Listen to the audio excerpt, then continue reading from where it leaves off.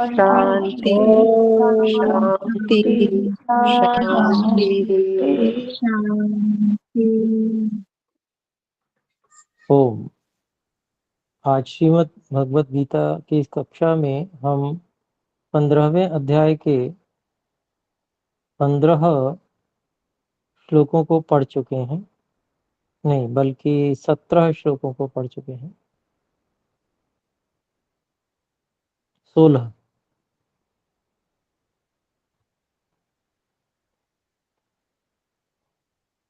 नहीं 17 ही पढ़ लिए, क्षमा करें, मैं चिन्ह लगाना भूल गया था। तो ठीक है, 17 पढ़ चुके हैं हम।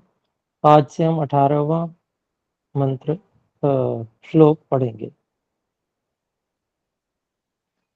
तो 18वां श्लोक इस प्रकार से है।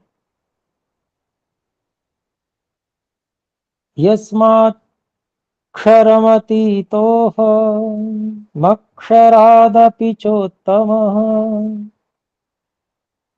अतोऽस्मिन् लोके वेदे च प्रथितः पुरुषोत्तमः। तो पीछे से चर्चा चल रही है कि पुरुष दो हैं। एक तो पुरुष जो कभी कूटस्थ है, जो कभी बदलता नहीं है, हमेशा एक जैसा रहता है, वो परमात्मा है। और एक पुरुष है जो जन्म मरण के चक्कर में फंसता है, तो वो हम सदा एक सा नहीं रह पाता, एक सा रहते हुए भी एक सा नहीं रह पाता। अर्थात वो जन्म मरण में जाता रहता है, अविद्या से युक्त होता रहता है। तो ऐसे बहुत सारे जो आत्मा हैं वो दूसरे प्रकार के पुरुष हैं। तो पहले प्रकार के पुरुष के विषय में जो ईश्वर है, परमात्मा है, जो उनके विषय में 17वें श्लोक में बताया गया। और 18वें में भी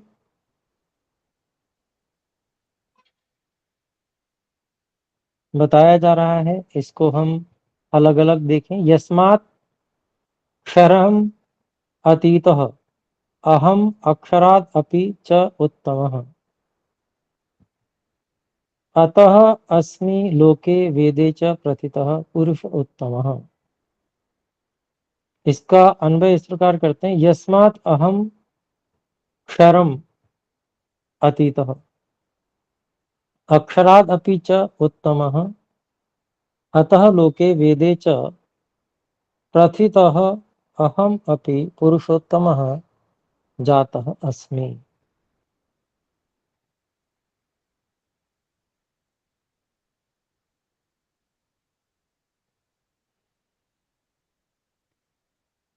जातः का यहाँ अध्यार अहम अपि और जातः का अध्यार किया गया है। तो श्लोक का अभिप्राय हुआ, जिस कारण से, यस्मात् जिस कारण से, अहम क्षरम अतीतः मैं नाश से छूटा हुआ, क्षय से, बुढ़ापे से छूटा हुआ, अतीतः हूँ।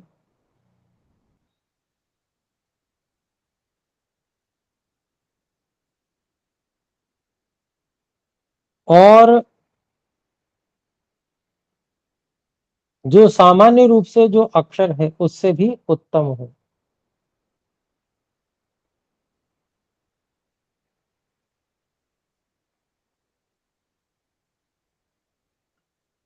अतः लोके वेदे च प्रथितः, इसलिए संसार में और वेद में जो विस्तरित है, फैला हुआ है, वह मैं पुरुषोत्तम हूँ। तो यहाँ पर भी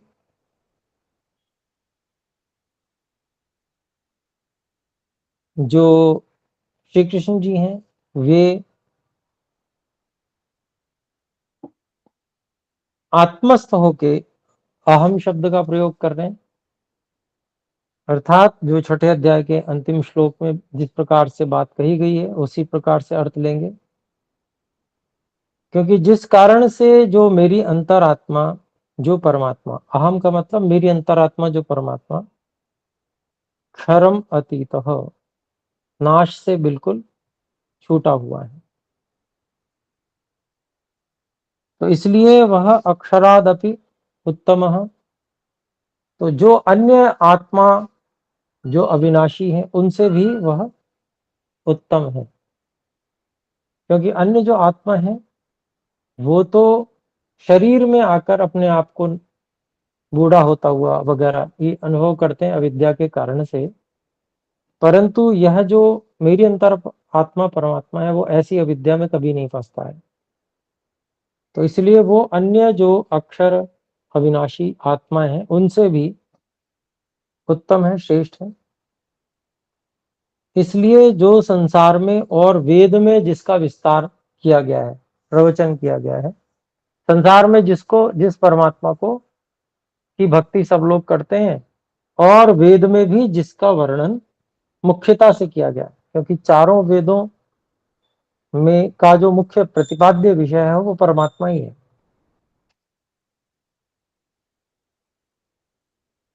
तो ऐसे जो मेरी अंतरात्मा परमात्मा जो है वह पुरुषोत्तम, सभी पुरुषों में आत्मा जितने भी हैं उन सब में उत्तम पुरुष विशेष परमात्मा है। तो ऐसा यहाँ पर अभिप्राय समझना चाहिए।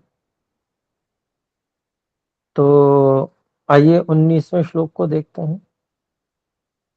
यो मामेव सम्मूढ़ो जातानि पुरुषोत्तमम् स सर्वविद् भजति मां सर्वभावेन भारत।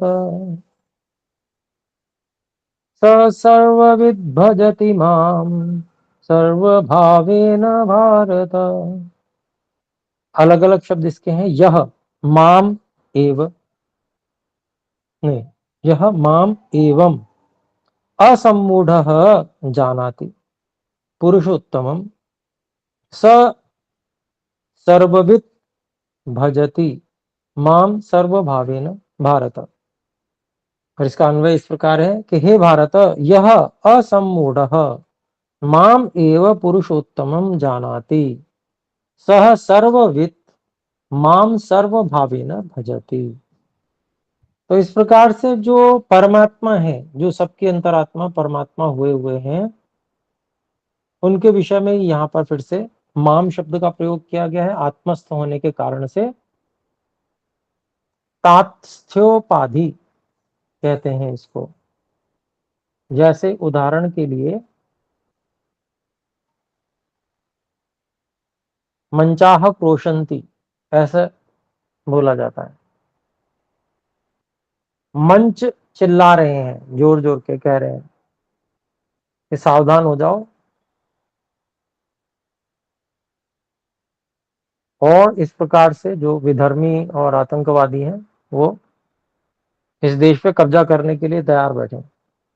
अब ये मंचाहक रोशन थी, मचान या मंच पुकार रहे हैं। तो भाई मंच तो जड़ जड़ वस्तु है, मंच थोड़ी पुकारते हैं।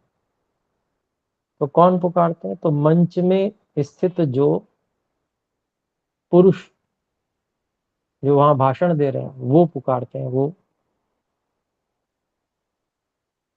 तो इस कारण से जैसे यहाँ पर मंचाह क्रोशंती का प्रयोग होता है, इसी प्रकार से जब आत्मस्थ होते हैं तो आत्मा में स्थित जो परमात्मा उसको बताने के लिए मैं शब्द का प्रयोग किया जाता है। तो इसको छठे अध्याय के अंतिम श्लोक में भी श्री कृष्ण जी ने स्पष्ट रूप से बताया है। तो यहाँ पर हम देखते हैं, हे भारत, ये हमने अन्वय भी कर लिया था कि हे अर्जुन जी, यह असम्मूढ़ जो मूढ़ता से रहित हुआ, मोह से रहित हुआ, अविद्या से रहित हुआ, माम एवं पुरुषोत्तम जानाति, मेरी अंतरात्मा जो परमात्मा अर्थात जो सबकी अंतरात्मा परमात्मा है उसको ही पुरुषोत्तम परमात्मा जानता है। पुरुषोत्तम अर्थात जो पुरुष विशेष ईश्वर है उनको जानता है, जानाति। स एव सर्वविद, वह ही सब कुछ जानने वाला है, वास्तविकता को जानने वाला है। और माम अर्थात मेरी अंतरात्मा जो परमात्मा, अर्थात जो सबकी अंतरात्मा परमात्मा, उसको सर्वभावेन भजति, अपनी संपूर्ण भावनाओं से,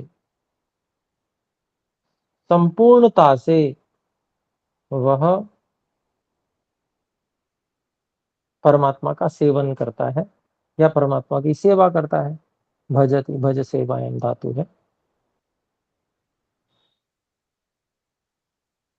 तो ये यहाँ पर बताया गया, जो बताया जा रहा है श्री कृष्ण जी के द्वारा, वास्तव में वो सूक्ष्म बात है। सामान्य बुद्धि के लोग जो खाली शब्दों का अर्थ करते हैं और मक्खी पे मक्खी बिठाकर अर्थ करके, और जो रहस्य वाली बात है उसको समझना चाहते हैं, वो नहीं समझ पाएंगे इसको। बल्कि जो पूरी बात जो कही गई है श्री कृष्ण जी के द्वारा, उसको आरंभ से अंत तक समझते हैं, वही उनके सच्चे भावों को, वो क्या कहना चाहते हैं उसको समझ सकते हैं। तो आगे देखते हैं, 20वां श्लोक है, इति गुह्यतमं शास्त्रमिदमुक्तं मया नघ, एतद्बुद्ध्वा बुद्धिमान् स्यात्, एतद्बुद्ध्वा बुद्धिमान् स्यात् कृतकृत्यश्च भारत। तो अलग अलग शब्द, इति गुह्यतमं शास्त्रम इदम उक्तम मया अनघ, एतत् बुद्ध्वा बुद्धिमान स्यात् कृतकृत्यः च भारत। तो इसका अन्वय इस प्रकार से करते हैं, हे अनघ, इति मया इदं गुह्यतमं शास्त्रम उक्तम, हे भारत, एतत् बुद्ध्वा बुद्धिमान कृतकृत्यः च स्यात्।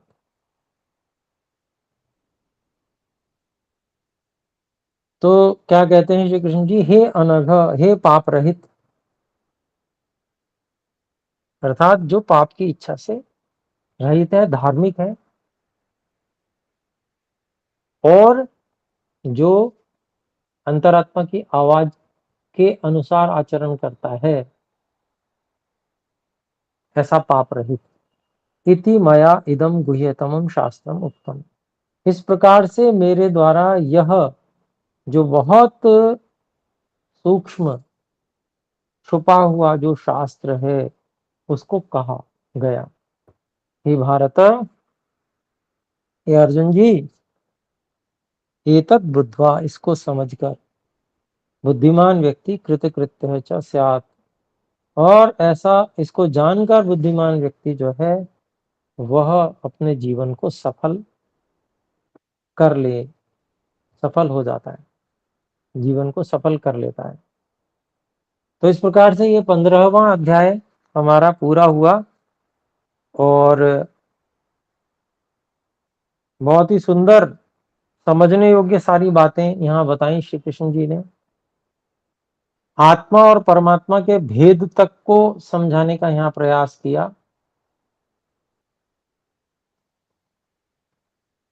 वो भी यहाँ पर एक विशेष है 15वें अध्याय के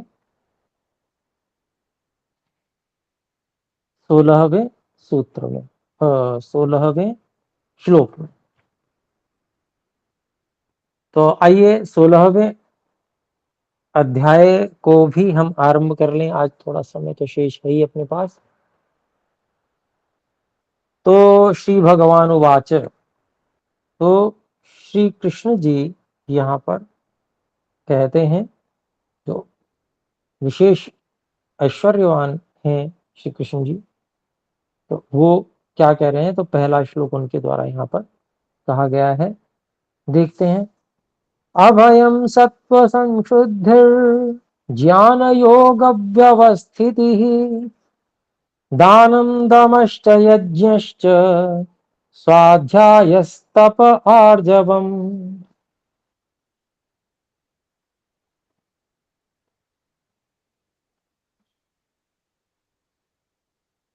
तो यहाँ शब्दों को अलग अलग देखें। अभयम सत्व संशुद्धि ही, ज्ञान योग व्यवस्थिति ही, दानम दमः च, यज्ञः च, स्वाध्यायः तप आर्जवम।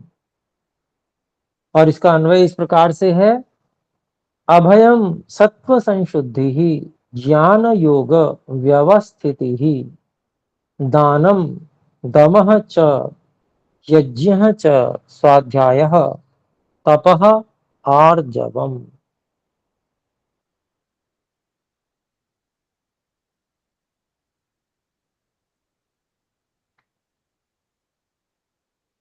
तो कुछ गुणों को यहाँ गिना रहे हैं जो एक आध्यात्मिक व्यक्ति के लिए आवश्यक है। अभयम, भय रहित तो हो व्यक्ति, भय से युक्त हो गया, भयभीत जो हो गया, वो व्यक्ति साधक हो ही नहीं सकता है।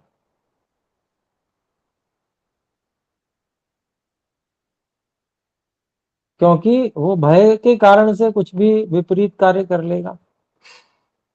और जिसको ये पता है कि भय किस बात का करना है, जब ईश्वर का न्याय व्यवस्था है, फिर किस बात से भय। प्राणों का भी क्या भय करना है। शरीर एक हटता है, दूसरा मिल जाता है। अगर शरीर नहीं भी रहा और किसी ने अन्यायपूर्वक इस शरीर की हानि कर दी, तो भी ईश्वर उसकी क्षतिपूर्ति भी करेंगे, अलग से प्रेम सांत्वना इत्यादि भी प्राप्त होगी ईश्वर का विशेष, और फिर से शरीर देंगे ईश्वर। और जो नुकसान, उसकी भरपाई भी कर देंगे। तो जिसको इतना परमात्मा पे विश्वास होता है, वो व्यक्ति भय नहीं करता है। फिर आगे बताते हैं, सत्व संशुद्धि ही, अर्थात ज्ञान की शुद्धि, मान्यताओं की शुद्धि, बुद्धि की शुद्धि। बुद्धि क्या है? हमारी मान्यताएं। बुद्धि की क्या क्षमता है? निर्णय कराने की क्षमता है। तो जो निर्णय हमने अब तक किए हुए हैं, उसमें से कुछ गलत भी हो सकते हैं, कुछ सही भी हो सकते हैं। वो कहां पर इकट्ठा है? बुद्धि में। क्योंकि बुद्धि ने ही वो निर्णय कराए हैं। तो सत्व संशुद्धि का मतलब क्या है? अपनी जो गलत मान्यताएं हैं, यानी कि गलत निर्णय भी लिए हुए हैं जो हमने, उनको एक एक करके उनकी चीरफाड़ करना, उनका ऑपरेशन करना, पता लगाना इसमें क्या सत्य है क्या असत्य है, और असत्य को पूरा हटाकर अपनी मान्यताओं, अपनी बुद्धि को शुद्ध कर लेना। यह है सत्व संशुद्धि। आजकल व्यक्ति अपने आप को क्या समझता है? हमारे दिवंगत पूज्य आचार्य ज्ञानेश्वर जी कहा करते थे, आज का व्यक्ति अपने आप को क्या समझता है? बिल्कुल ओके, ऑल राइट, टेस्टेड, मैं बिल्कुल ठीक हूं, मुझे में कोई त्रुटि नहीं, गलती नहीं। और वैसे ही वो उसी अंध आत्मविश्वास, ऐसा कह सकते हैं, अंधविश्वास कह लें, उसमें ही जीता रहता है, और फिर मर जाता है, मर के फिर जन्म लेना पड़ता है। अगर जो व्यक्ति अपने आप पर थोड़ा संशय करना सीख जाए कि मैं वास्तव में सही हूं या नहीं हूं, इसको मैं कहीं से प्रमाणों से, कसौटी से कस के तो देखूं, सच्चाई है क्या वास्तव में। प्रमाण क्या है? वेद प्रमाण है। वेद के अनुकूल चलने वाले ऋषि प्रमाण है, ऋषियों के ग्रंथ प्रमाण है। उनसे अपनी तुलना करके, अपनी मान्यताओं की तुलना करके व्यक्ति देखता है, और तुलना करके जो झूठ होता है, गलत होता है, असत्य होता है अपनी मान्यता में, उसको छोड़ देता है तुरंत। जिद नहीं पकड़ता, हठ नहीं करता, नहीं नहीं अब तक इतना लंबा समय हो गया, अब तक मैं ये मानता आया हूँ, सारा जीवन मेरा निकल गया, क्या ये गलत हो गया? क्या ये क्या गलत बात है? क्या ये झूठ है? ठीक है, अभी तक संशय नहीं किया, पता नहीं लगाया, अब पता लगा, कैसे भी पता लगा, अगर वो पता चल गया कि सच है तो अभी छोड़ दो, बाकी समय क्यों नष्ट कर रहे? जीवन में जो बीत गया सो बीत गया, कोई बात नहीं। पर आगे अब जो समय है उसको तो नष्ट मत करो, केवल इस जिद में कि मैंने अपने जीवन भर माना है तो यही सही है, अब मैं इसको नहीं छोड़ सकता। क्यों क्यों ऐसा लोग सोचते हैं? क्योंकि वो जो वास्तविक लंबी यात्रा है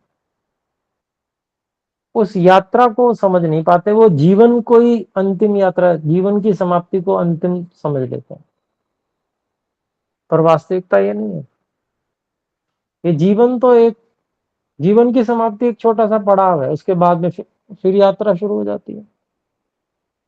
ये यात्रा तब तक चलती है जब हम अपनी मान्यताओं को पूरी तरह से शुद्ध नहीं बना लेते। यही है सत्व संशुद्धि। समय अधिक हो गया। ज्ञान योग व्यवस्थिति ही, तो ये ज्ञान योग, यही सत्य मान्यताओं, अपने ज्ञान को शुद्ध बनाते जाना, ये ज्ञान योग। और ज्ञानान्मुक्ति, सांख्य दर्शनकार महर्षि कपिल कहते हैं कि अगर हमने अपनी मान्यताओं को ठीक कर लिया और वो व्यवहार भी उसी के अनुकूल हो गया, बदल गया, जो गलत व्यवहार है वो छूट गया, सही व्यवहार शुरू हो गया, फिर उसके बाद में क्या दे रहे हैं? ईश्वर की प्राप्ति भी हो जाएगी और मुक्ति भी हो जाएगी। तो ज्ञान योग व्यवस्थित ही दानम, दान करना। एक तो ये मान के कि मेरे को मिला है, सब मेरा कब्जा है इस पर, मैं किसी को नहीं दूंगा। नहीं दोगे तो कोई बात नहीं, जो देता नहीं है उससे छुड़ा लिया जाता है। तो सांख्य दर्शन में बहुत सुंदर सुंदर इस संबंधी उदाहरण है। चलिए अभी समय नहीं है। दमह, दमन करना अपनी गलत इच्छाओं की, विपरीत इच्छाओं का दमन। यज्ञ, परोपकार, अग्निहोत्र आदि सभी जो परोपकार के कार्य हैं। और स्वाध्याय है, साधना के लिए स्वाध्याय तो अमृत है। स्वाध्याय के बिना साधना संभव नहीं। ऐसे ही तप, तप के बिना भी व्यक्ति साधना नहीं कर सकता, क्योंकि इतनी समस्याएं हैं संसार में कि यदि व्यक्ति तप नहीं करता है तो फिर साधना हो ही नहीं पाएगी, संभव ही नहीं।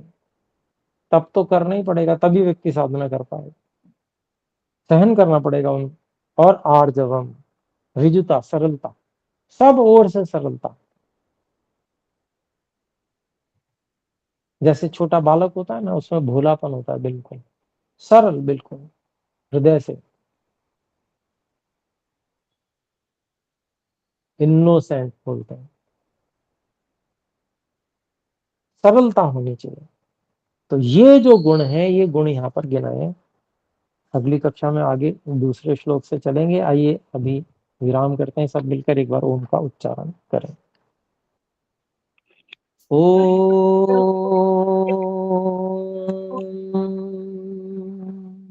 सभी को सादा नमस्ते जी। नमस्ते गुरु जी।